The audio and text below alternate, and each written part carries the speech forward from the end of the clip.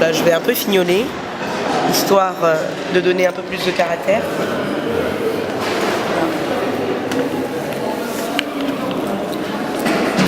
Alors bon, c'est un dessin, un croquis que je fais au stylo plume. Voilà. Alors l'intérêt bien évidemment c'est d'aller vite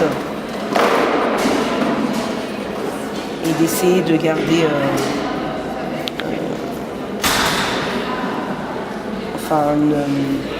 un dynamisme.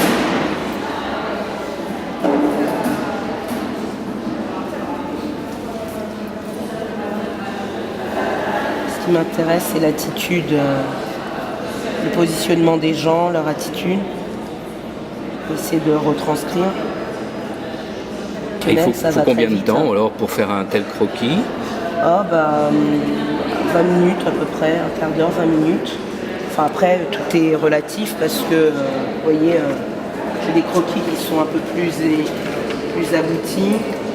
Voilà. Ce sont juste des prises de notes, c'est pas. Voilà. Et c'est vraiment. Là c'est de l'entraînement. Et quand je suis en assise, là je me permets de faire plutôt de l'illustration, donc avec des prises de notes, mais de la couleur. Enfin, mes dessins sont faits au crayon et à l'aquarelle. Toujours en essayant de chercher le réalisme pour coller à ce que je vois.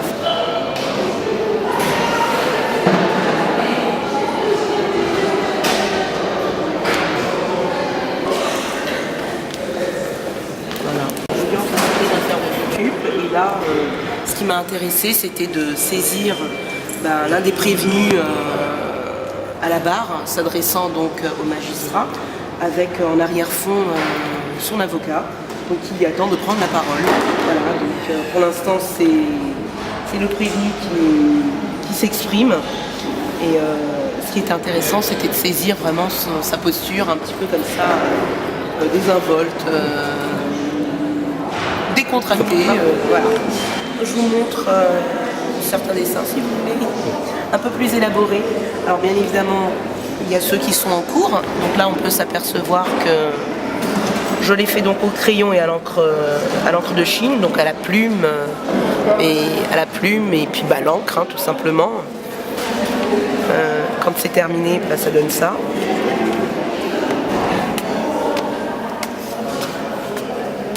C'est à Paris. Alors on a tous ces effets de boiserie.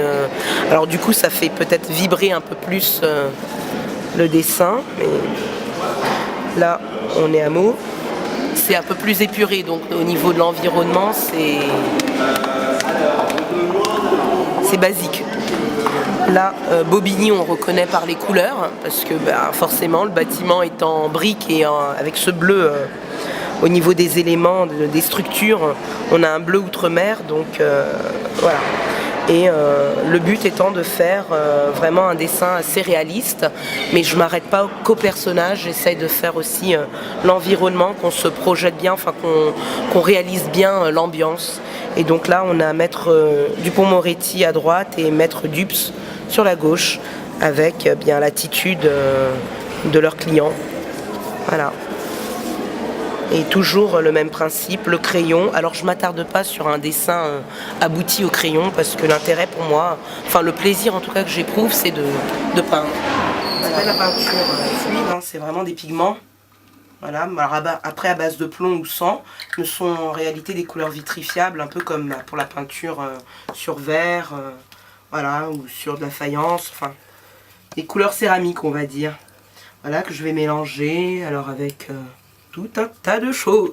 Voilà, alors le travail le plus classique serait de faire une rose très classique. Voilà.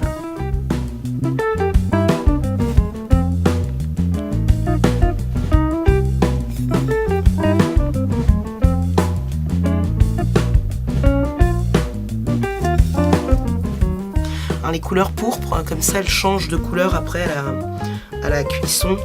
Des fois on a des surprises, c'est pour ça qu'il vaut mieux connaître ces couleurs. enfin le rendu, le résultat.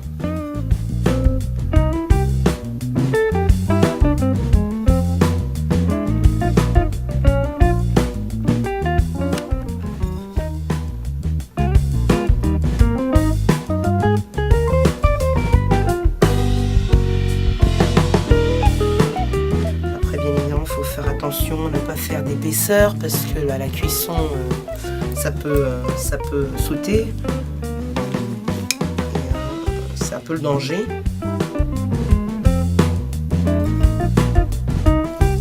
Et puis bien évidemment ça ne se fait pas qu'en une seule étape, hein. Là je te montre la toute première, c'est une ébauche en quelque sorte, et puis après il y a tout le travail de la repique qui va consister à retoucher et à apporter des détails, le caractère après à la fleur. Là on reste à l'étape d'ébauche.